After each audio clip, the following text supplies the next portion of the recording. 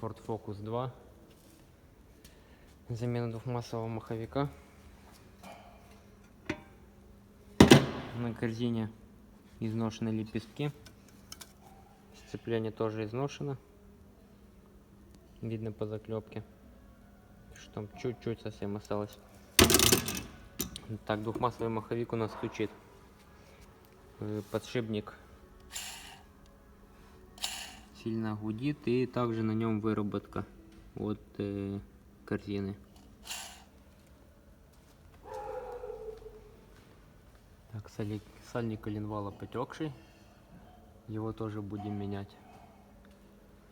По новому комплекту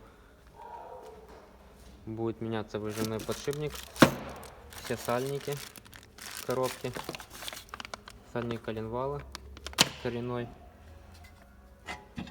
корзина, сцепление и одномассовый маховик ставиться будет.